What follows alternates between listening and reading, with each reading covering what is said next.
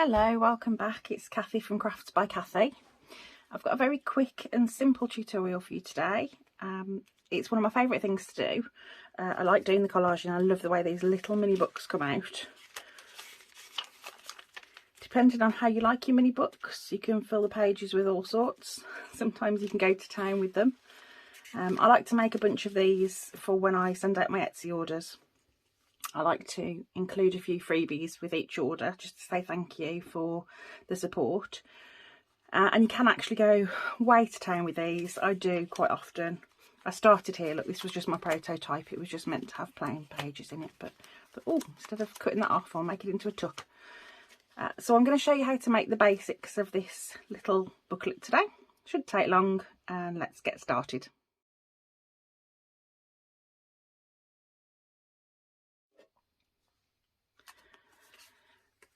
So I'm going in again today with my Bernard F. Carter floral birthday book. I used these in my first video to show you how to make the pockets that we made. I like this book because of its layout. So you can get three, or what will be our notebook covers today, out of these. But if you just wanted the focal point, we have 1, 2, 3, 4, 5, 6 on each page with very little waste. So thank you so much, Bernard. Can I call you Bern? For making such a wonderful book. Keep your eyes peeled for that one if you're in your charity shops or your thrift shops. I did get mine from a charity shop, so I don't mind pulling it apart because it was 20p. I've also pulled out from my scraps some of my strip shaped scraps, so I can choose some pages from there. I've got some vellum, some thin scrapbook paper, some wallpaper, just plain blue paper. This is from actually, I think, a quilting leaflet or booklet, but I like the examples of the fabrics that you could buy. I might use that actually. I like that. I haven't used it yet on anything, so let's use that as what we're gonna, as our starting point. The avocado paper will go nicely with that. You don't want too many because the idea of this booklet is that it goes either, well, for me, in with an order. It doesn't bulk the envelope out. It doesn't add too much extra weight. It looks pretty and it's free. I also have used these quite a few times, tucked into tucks, pockets, clipped on the inside of chunky journals. It's not very thick, but it does add a bit of thickness if you were to pop it in a journal, so just one to bear in mind there. So I've got these three. I don't want all of my pages to be the same thickness or to feel the same. I want it to have a bit of interest so that each page has a little bit of something different to look at, feel, touch, see. Not sure that they go. Yeah. Too thick. And that's gorgeous, but perhaps for something else. This is obviously a misprint where I was learning to use digiprints and didn't do it right. Might make you feel a bit sick if you saw it. Some more of that. Oh, that's nice. Nice and plain on the back as well. Just to use it as a journaling point. I plan to stick these two together because I don't particularly want the quilting headings on the back. So that will be quite thick, but that will be one. So 1, 2, 3, maybe 2 more. Oh, that's pretty. Shimmery, pearly paper. It's perhaps a bit contrasting to what we've got, but maybe we need that. Not sure about the wallpapers. Maybe that one. Let's see how we go. We can keep these to the side anyway and pull some more if we need them. So I think we'll go with the purple. Like I said, these are quick and simple. You don't want to spend too much time trying to make sure you've got everything even at right angles. I really do whip them together and I think it adds to the charm, if I'm honest. Makes it look a little bit more rustic, a bit more aged. So I simply find the middle,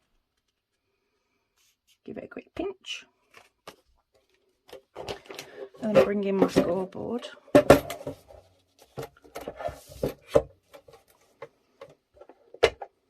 So I'm going to score gently where I tucked it to find my centre, but I'm also going to score it just ever so slightly to the side, very gently on either side, and that just gives me a slightly thicker spine, if you like. It's not too much of a spine, but gives it me a little bit of extra play with the thickness of a few pages. So just give that a little tease to make sure you've got your spine nice and pliable. And there we have it. So that's our cover. I am going to ink around the edges because it makes it pop, and you know I always like to do that. It doesn't take long. I'm using my Ranger Espresso. Perhaps could have gone for a lighter brown on this one, I suppose. Gone a bit more delicate. Not really a delicate craft. And that's that. Because each page is interesting as well, you don't need to worry about the insides and outsides of the covers, because that's just, you know, they're interesting to read, they're beautiful to look at. What's not to love? So let's finish the cover off. As always, I've got to have a little bit of collage on it. So just a bit of old book page. Tear up a bit of text for interest.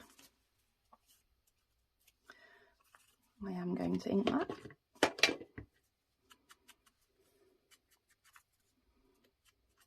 You don't need to pay too much attention to the shapes that you tear them in, or the text that you're tearing out. Well, perhaps pay a little bit of attention to the text you're tearing out, depending on what book you've used. And then we will plop that down the side. Beautiful. I did take another little sliver because I felt that the other side needed balancing. It's not so bare, it's quite a wide flower on the cover of this one. This area will just for me look bare, which is why I put a little bit of interest over this side as well. So I think it turned out quite nicely, so we may as well take seconds, doesn't it? Pop something on this side as well.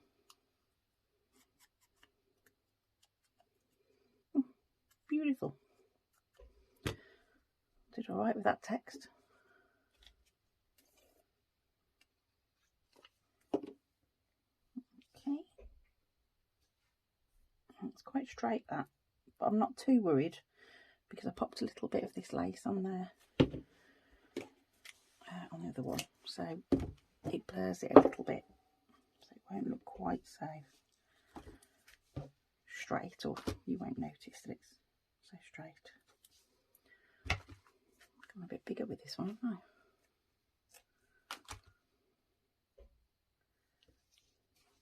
That's better.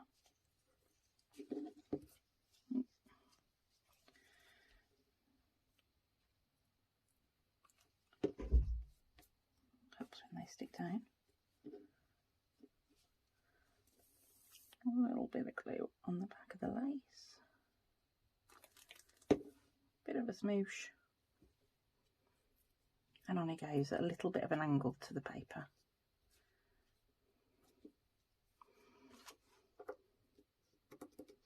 Now you can use anything you like as your little, I'm just going to trim that down a little bit more, as your focal point for this little clustery collage. I just pulled out some hearts that I had all sorts. So if I've got little scraps that I don't want to save, or if I've cut lots of circles out of a piece of paper or something, it's just awkward to keep that as scrap, I tend to go through with my little punch stamps and just add to my bag, and then I've got them ready as well when I need them. This is actually quite cute. It's just some leftover splattered watercolour paper, and I cut the heart shapes out. Give it detailing. And that, you know, that could have ended up in the bin, but it's so beautiful. Always thinking about my scraps, how I can utilise them, and how I can stop getting nagged from my husband for having so much waste coming out of my craft room. Okay, pop him on there. I like him at an angle. There we go. And just a word there. What word would we like? Oh, I quite like the red heart actually, and he was sat there waiting for me. Looks like it's your day to shine, mister. Just trim him down a little bit.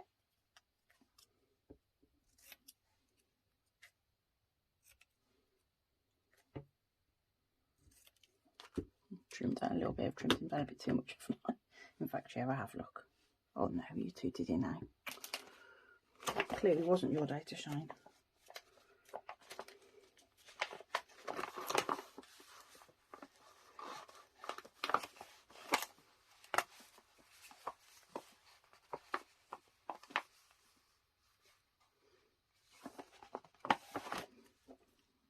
Let's go with amazing then. Slightly bigger word, and I'll try and not trim as much off him. That's better. It's alright, heart, don't worry, we'll use you on another project. Okay.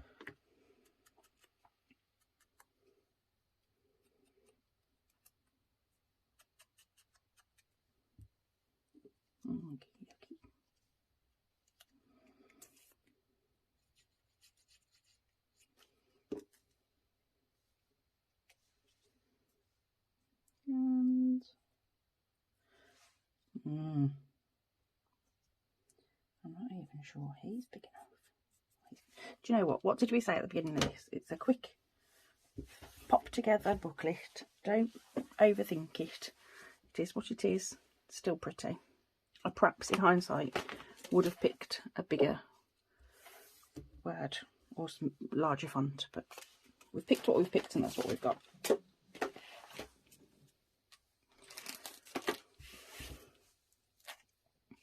So that's the cover. Now we need to start putting our pages together. So this is the bundle we chose. Let's quickly get this one stuck together. Use my Elmer's glue stick. I think that'll probably be adequate for the job.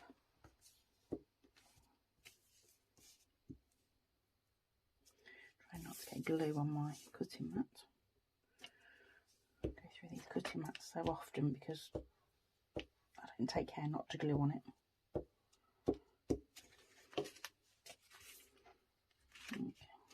Okay. I'm not too worried about getting them exact, again, because of the nature of the project, and because it adds interest, and because we can always trim the edges off, because we don't need a set size. Okay, there we go. Perfect. That's a really pretty page now. So, the height we want is 2.5 inches. So we want just under 2.5 inches for our pages. I'm going to do them individually, I think, and I do want to tear them because I like the look of that better. So that's 2.5 is there, and I'm going to go in just a little bit so it doesn't poke out the edge. Keep your scraps, especially those. That's actually a very good example of where I'm not sure where I would use one looking like that, but if I went along that with my heart punch, oh, you know, that would be really interesting. So here's one. Ooh, this one is going to be a bit of a pain in the bottom because it's a bit thin. Right, let's use this end. I'm not sure how long they're going to be. We'll sort that out in a minute. But that way I can get the most out of this page. We'll go to there.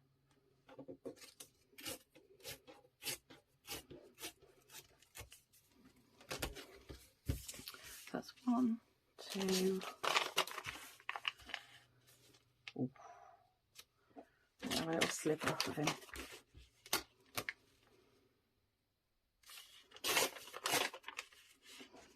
Or will they?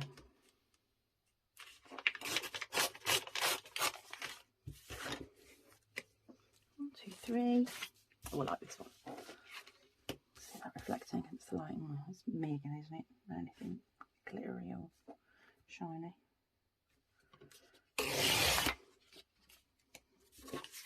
1, 2, 3, 4. And I want to try and get one of them quite close to the actual width. So we'll go. There we go. This will be our first page. So now we need to know how long they need to be. I'm not really a fan of measuring. I prefer to put my piece underneath it and eyeball it. I actually prefer the way it comes out because you don't always get it perfect. But not only that, it's quicker. And anything that makes my life easier and quicker, it's got to be a good thing.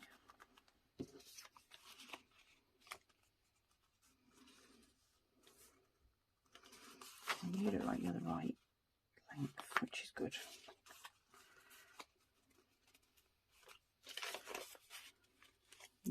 Too long, and you're definitely going to be too long. So let's cut them.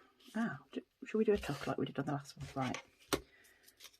Let's turn one up. We'll have him as a tuck. No, we'll have him as a tuck because this pearly one down here is going to be too long to be a tuck, so we may as well keep a decent sized scrap.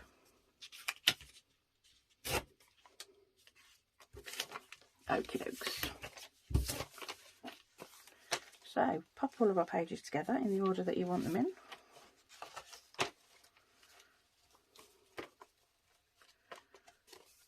And then we're going to find the middle.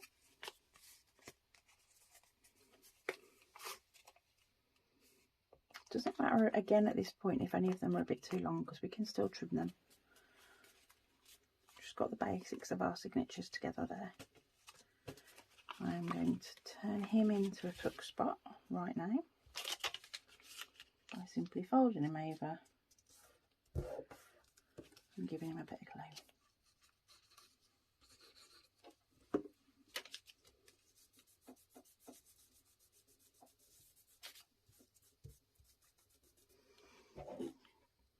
Quick sip of coffee.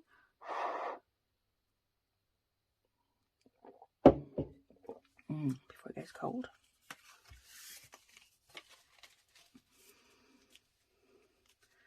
Okay, I'm not keen on those sticking out, but let's just give it a final little measure there. Yes, I'm going to need to do a bit of trimming here, but that's okay. I am going to do them with my scissors. Just because there were so many of them, I would have had a right task of trying to tear those. Perfect. So that's looking lovely. Now we need to make 2 holes and find something to tie our edge with. Okay, so this part will be securing the signature in. There's 2, in fact I'll do it another way because I've got the We Are Memory Keepers hole punch to do my holes. You can of course use a pokey tool and go through and make your holes to tie the signature in, but there is another way that I quite like. I can just grab my phone and my stapler. Staples aren't very pretty, but they can be. And I've got all these pretty colours. I think I will use pink. I've got green in there. Swap in for some pink.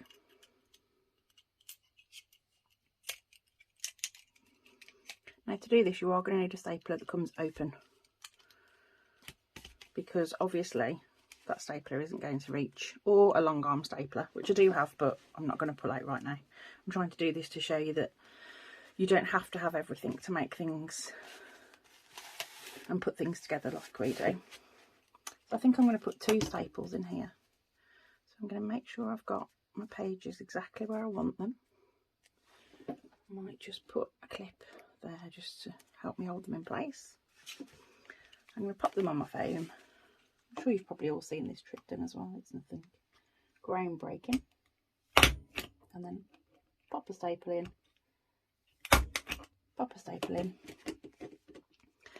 turn it the other way around, grab your bone folder or the back of your scissors, your fingers could do, just be careful, and pop your staple in. Just get it in as neatly as you can. Again, remember what the project is, it's quick and simple. I like to be able to sit and mass make these, pull out a load of strips, get them the right size. Fold your booklet over, give it a little burnish, keep it closed, and there you go.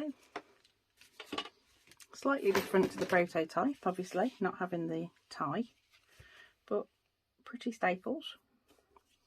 Looks neat. I think anyone would be happy to receive that. Could chuck something in there